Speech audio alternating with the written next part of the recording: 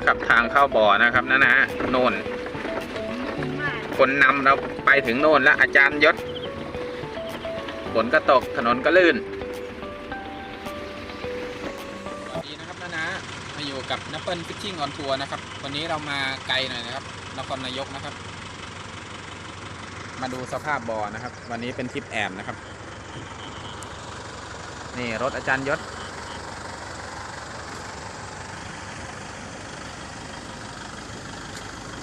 นโรดไปแล้วนะครับถนนเละนะครับฝนตกเมื่อคืนดูปลาจะกินหรือเปล่านะครับนั่นนะนี่บรรยากาศอยู่กลางทุ่งเลยนะเรามาดูบ่อก่อน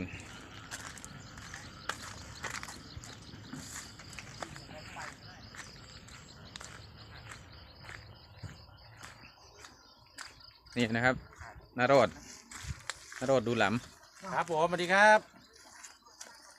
เสื้อดำๆนี่คงไม่ต้องบอกนะว่าใคร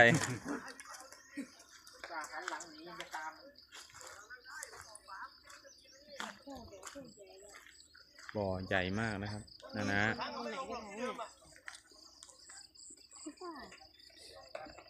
ไปหาที่ลงจะเอามุมไหน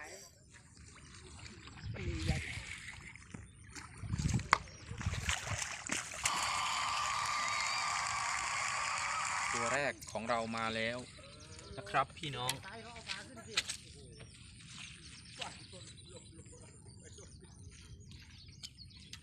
ยังเตรียมอุปกรณ์ยังไม่เสร็จ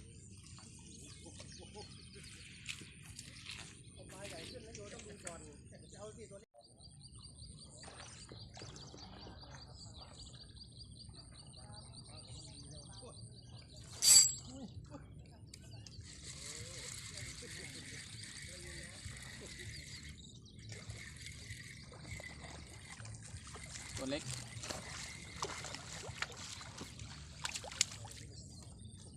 ปลาเขาตกกันตัว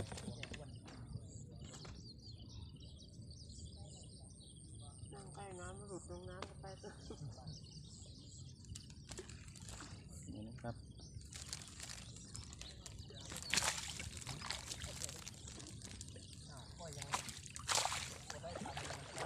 เตรียมแนวตรงเลยเก็บเสียง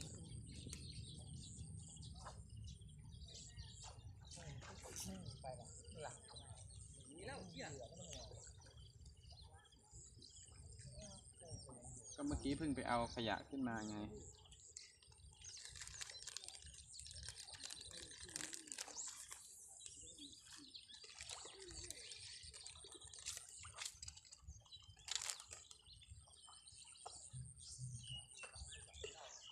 น่าดื่มนะโอ้ปลาดื่มเมื่อกี้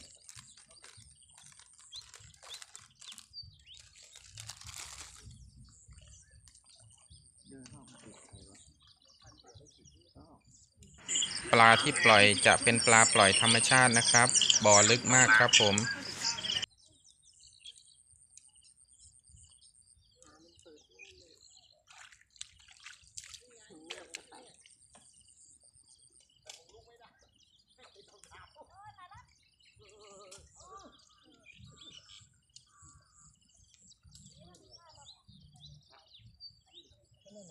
เขายิ่งยังของเราก็ยังนิ่งๆอยู่เลย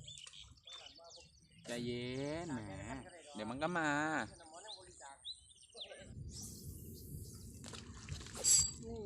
เป็นได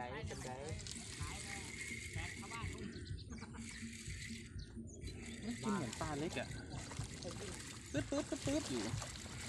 ถ่ายมันนะนี่มันก็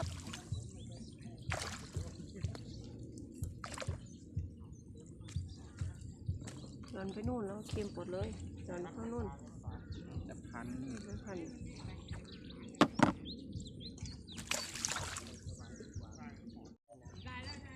ข้ามกูไปข้ามกูมาได้ไงวะ ดูดิอะไรวะ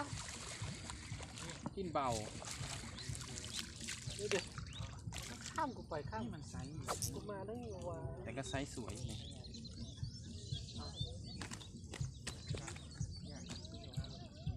เก็บแต่ขยะอย่างเดียวเลย ตามไซส์เหยื่อน่าจะไปข้อเม็ดโฟมน่าจะดี ปลาไม่เข้าวะวันนี้เดี๋ยวมันก็มา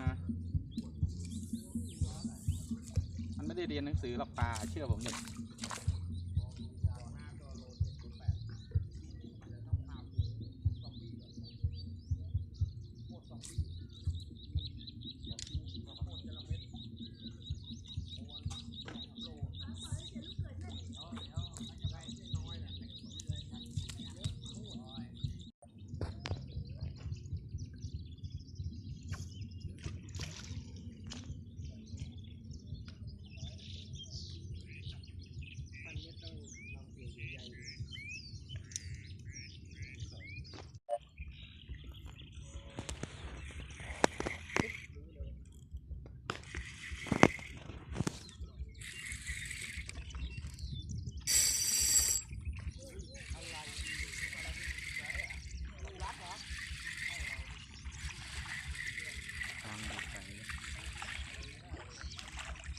ตักไหม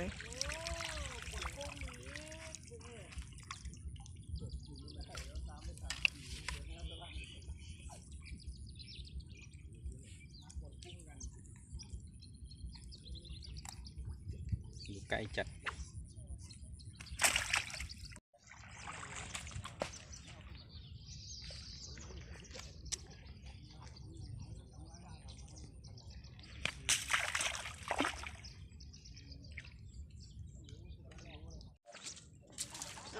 ไปยี่สก ที่ศกตีลงไปมันก็ดึงเลย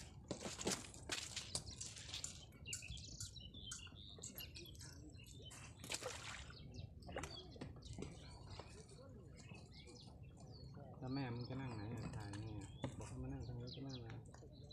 ต้องไปอยู่กับน้อง ตกวะน้องให้แม่ตกก็ได้จะตก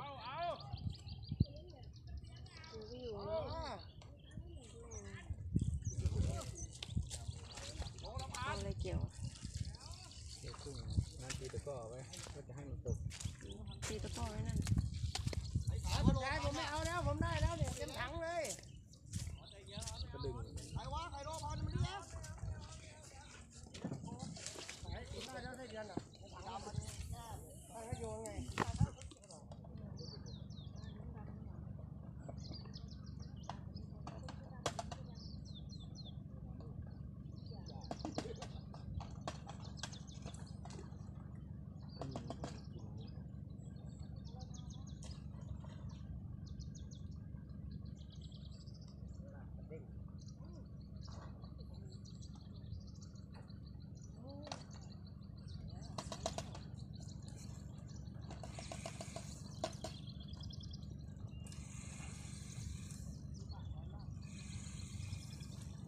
ปลานิลตักไหม ตักแล้วมันตักก้าวเม็ดมันเล็กตาเบ็ดมันเล็ก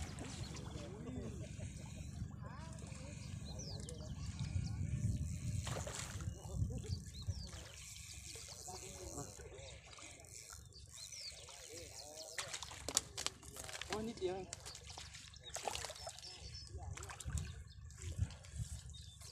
ติดมินปากนิดเดียว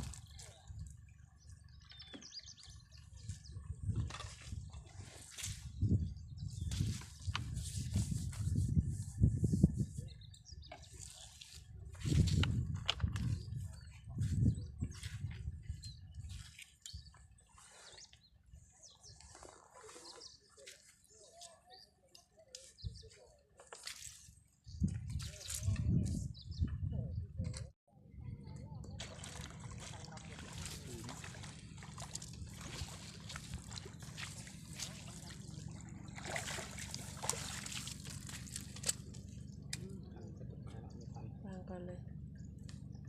เดี๋ยวแกะเองก็ได้มา มาจอกับเหยื่อปะยิ่งแฉะอยู่ จอก็อยู่คนละทางตัว ปลาไม่ก็ห่วยแตกตายหา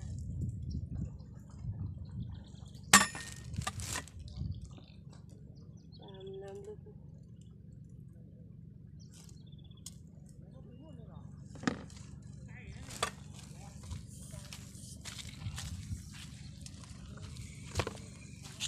กินพร้อมกันอีกโอ้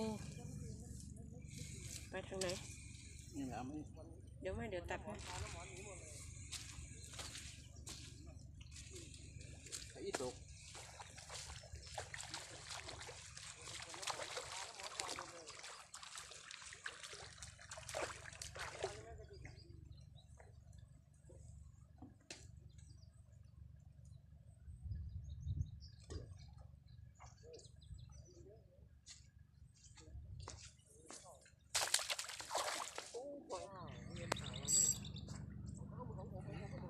อันนั้นก็ดึง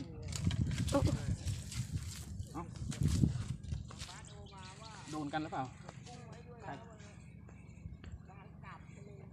ขายเบรกนะให้คนละครึ่งโลเลย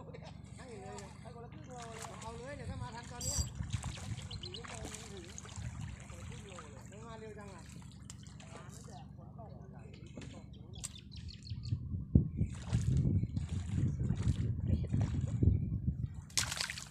ค่อยๆลากถอย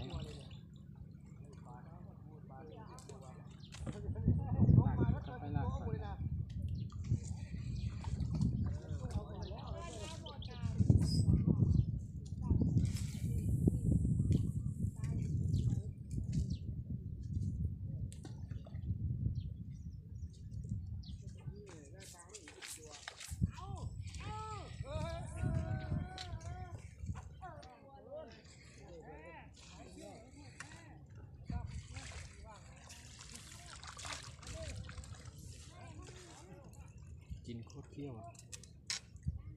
ปลาเคี้ยวมากแล้วมันนะนี่ซ้ำน้ำ5แล้ว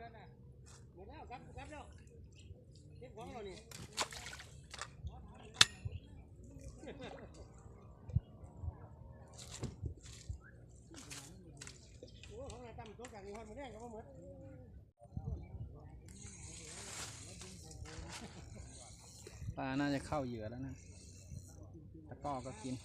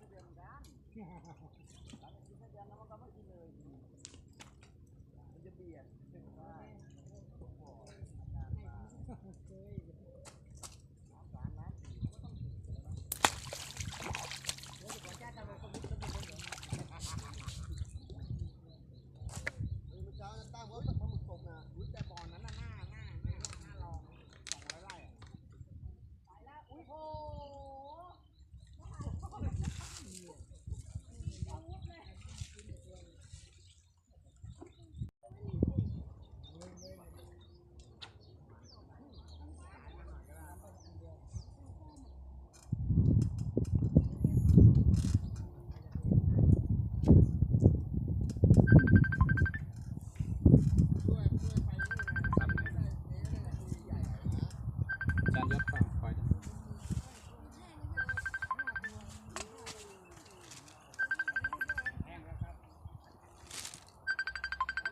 ึ่งไหนหนึ่งที่ข้างหนึ่งที่ทัก มารับดิ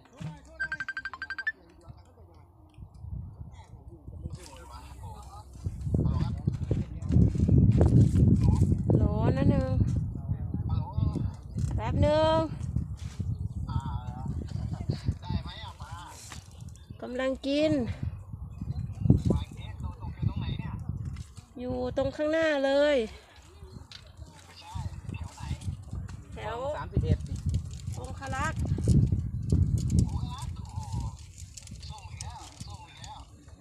เอาก็ถามไปอยู่ไม่เห็นตอบมาเนาะแล้วไปไหนอ่ะอ๋อ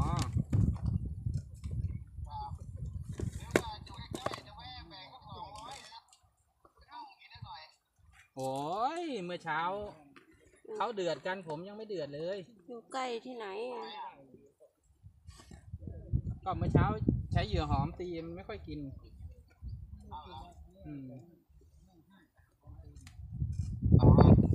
บ่อไหนบ่อ600 ไร่เหรอไม่600 ไร่เขายังไม่เปิดบ่อ80อันนี้บ่อซ้ำน้ำ4 น้ำ5แล้วไงตรงวัดโพแทนปลาเยอะเลยเหรอเยอะอยู่กินไส้เดือน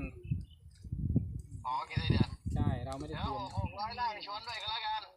เคอาทิตย์หน้าเขาจะไป200 ไร่อะ 200 ไร่เหรอ ที่ผม ป ไป ลาใหญ่ไหม ก็ใหญ่มีเล็กมีให ก็ ญ่ มันก็มีเล็กมีใหญ่ปนกันอ่ะ อ๋อลูกเกิดด้วยอะไรเงี้ยเหรอ ม โอ้ไม่ได้เนี่ยอาทิตย์หน้าเข้าการดึกไม่ได้ไปหรอก แต่ปลาเขาเยอะ โอเคอ๋อครับโอเคงั้นตกปลาไปฮะนึกว่าอยู่ใกล้ๆจะไม่ไปหา ครับ ครับ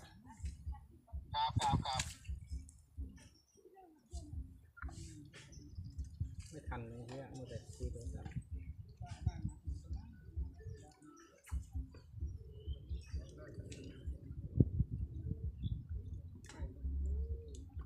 พี่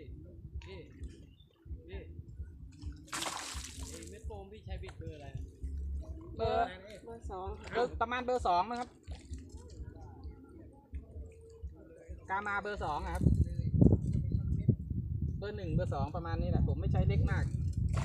ผมใช้เบ็ดทีบ้าเบ็ดทีเอกอ่ะ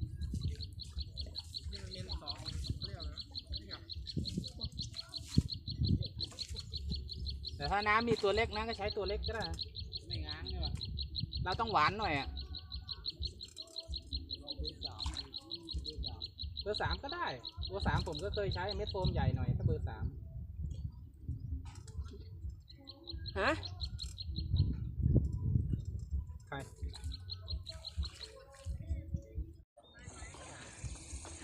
โอเค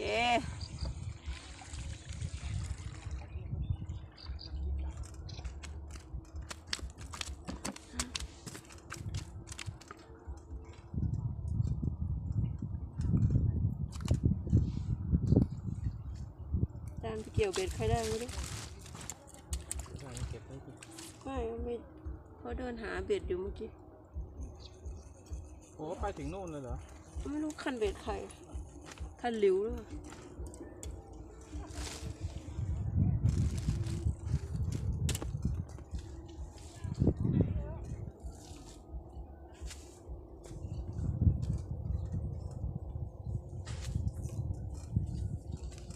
ใส่ทิชชู่ด้วย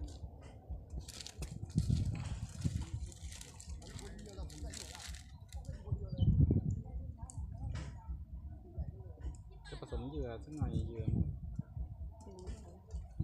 ตึงเบาๆอยู่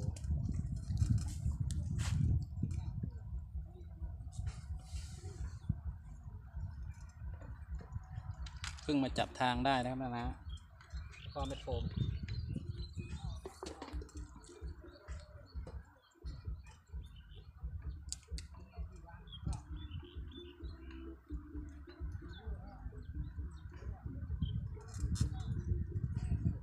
เหยื่อหมดมาก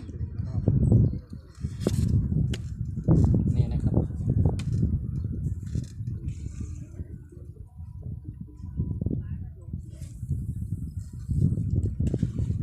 ลงมาแล้ว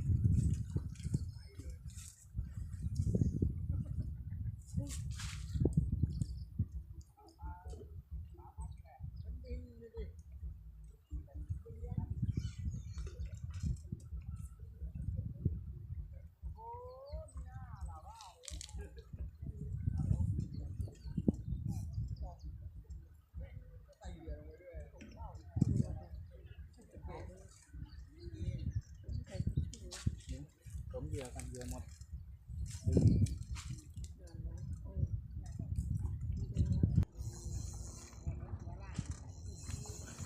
นึกว่าโดนของมั่งนี่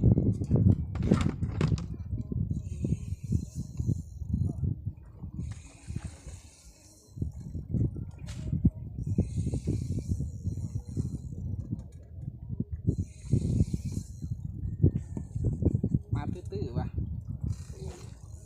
โอ้อีศกมั้ง ตกลงกันจัน ของใหญ่ครับ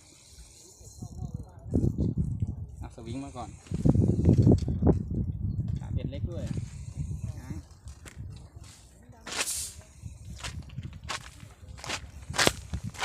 ซ้ายนะครับนะนี่อยู่ตรงตูดกระชังนี่แหละ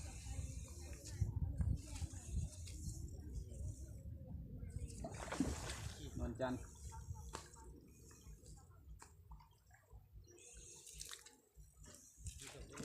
นวลจันทร์นะเนี่ย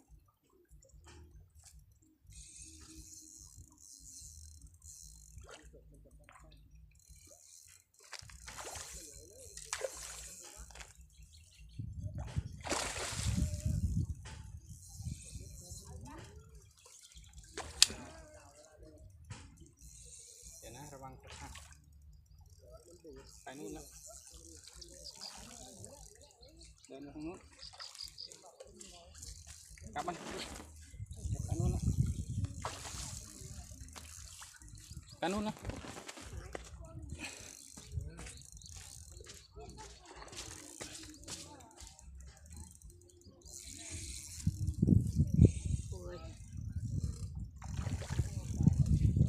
ร้อยแล้ว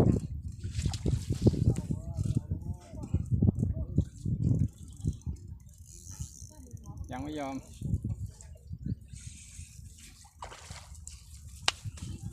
ซื้อหน่อย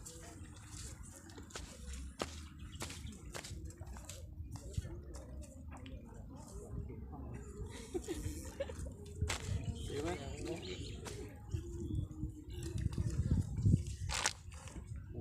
นี่ใหญ่ใหญ่แล้วไข่ด้วยนะไข่เต็มท้องเลย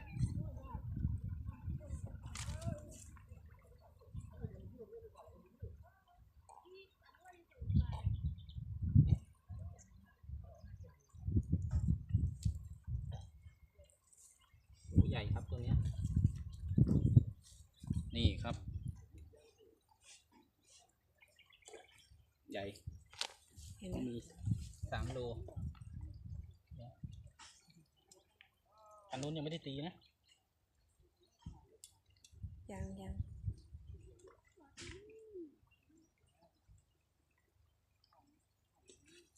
ใหญ่มากครับตัวนี้ตกกันเหมือนกัน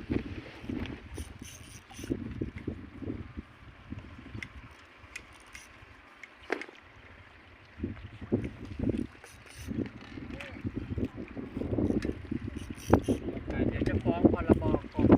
ไม่อนุญาตให้ถ่ายรักถ่ายตีไกลเนี่ยถ่ายเลยถ่ายเลยถ่ายเลย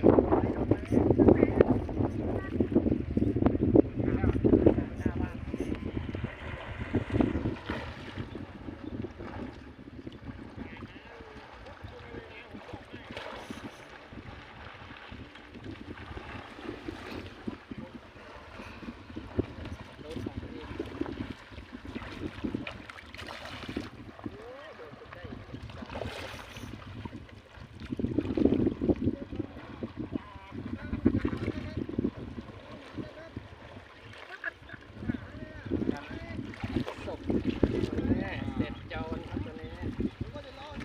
โอ้ตัวใหญ่วันตับ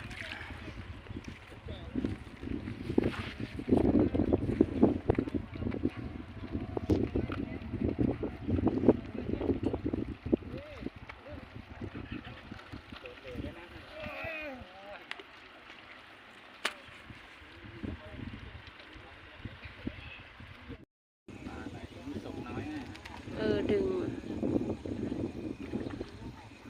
มันจะตกน้ำ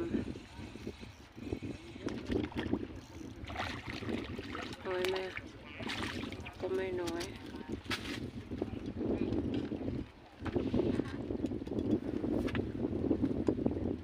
นี่แหละมั้งเข้ามากวนเลย ได้เวลาแล้ว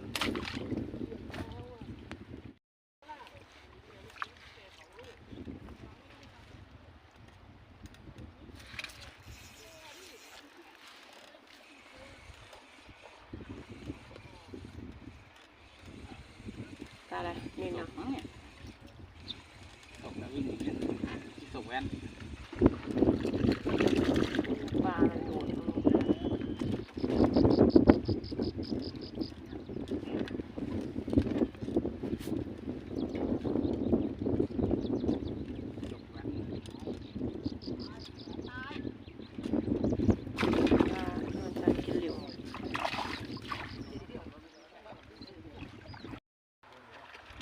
ปลาอะไรนะ ตัวใหญ่นั่นน่ะ ปลาที่สองหรือเปล่าเหมือนกันขีบ ปลาอะไรนวลจันทร์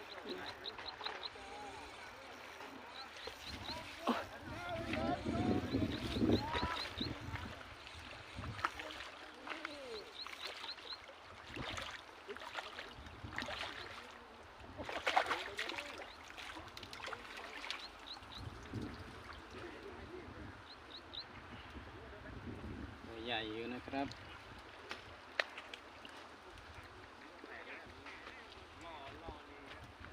อ้หนูจันทร์ตุกเลย ไข่ด้วยไข่เหมือนกัน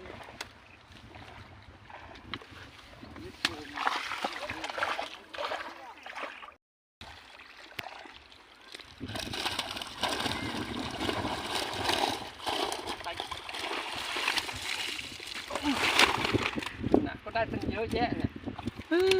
ตกตัวเบลอเอาไปเอาน้ำตรงไหนเนี่ยก็นี่แหละรออยู่ในแม็กคิวถังไปด้วย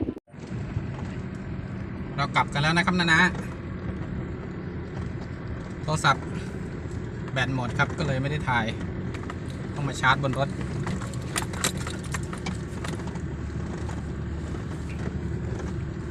ยังไงก็ฝากเป็นกำลังใจฝากกดติดตามกด Subscribe เพื่อเป็นกำลังใจให้ช่อง Apple Fishing on Tour ด้วยนะครับขอบคุณครับผมอีกที